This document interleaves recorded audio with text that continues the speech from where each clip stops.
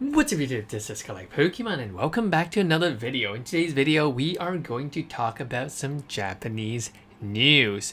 So yeah, remember to hit the like button, hit the subscribe button because many of you are still not subscribed. So in today's video, let's talk about some news that I've heard over dinner today. The Japanese on Saturday, the 17th of June, had stopped their buy list. Many of the Japanese card store has posted on their Twitter that they're stopping the buy list and they're not buying any more cards. This actually caused a panic in Japan, and everyone was really scared that the cards are going to go to nothing. They're really scared about the Pokemon card bubble. And so yeah, I'm going to explain to you why this is still not a bubble, but we are going to see some retrace of certain cards. So the first reason is the 151. 151 was released on a Friday, the 16th of June. And because it was a Friday, some people still had to work. So on the day of release, the prices of the 151 cards, especially the Master Ball Reverse Rare, has been going insane. It was just insane. And everyone were trying to buy some cards, and I mean 151, I told you earlier on, it was an anomaly. I couldn't tell whether this it's not an anomaly, it's a wild card. I couldn't tell whether the price is going to be low and goes up, or it's going to be high and comes down. But it did turn out that it's the traditional trajectory, which is that on release date it's going to be expensive, and as people open more of these boxes, the price will drop. So we do see that price drop right now, but the price drop were quite significant and quite rapid. And what that meant was that on the Saturday, when people do not have to go to school, they don't have to go to work, they will rush to the card store to sell the cards.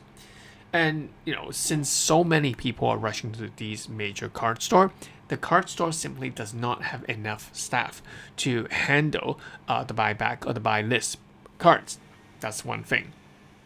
And the second thing we see is that because of the rapid decrease and the devaluation of a lot of these 151 cards, card store just simply says, hey, stop, we're not buying it, we're gonna wait and see until the price settle first. And I think that's why many of these card stores have temporarily stopped the buyback price. Another reason you guys might have heard is that there has been some retrace in certain waifu cards. It's going to be around a 15 to 20% retrace these few days.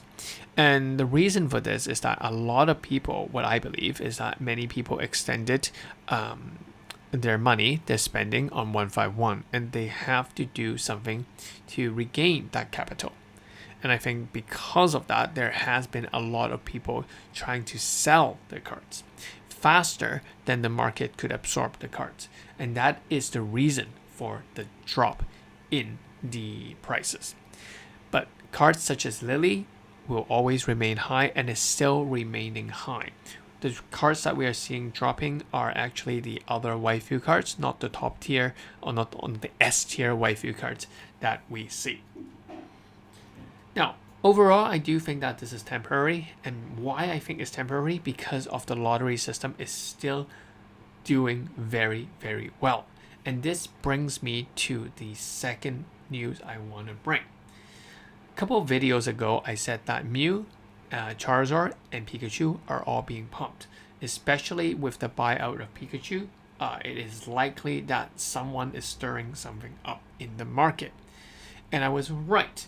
So if you guys can take a look at my screen, Clove has actually released a Pikachu lottery box with many famous, popular, expensive Pikachu card for people to draw.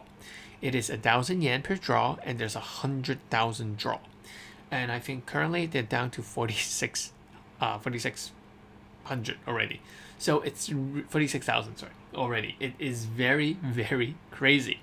A lot of people are buying into this draw, and I think that when this ends in a couple of hours time, when it's all bought out, I do believe that one of these kind of Pikachu or themed draw will come again.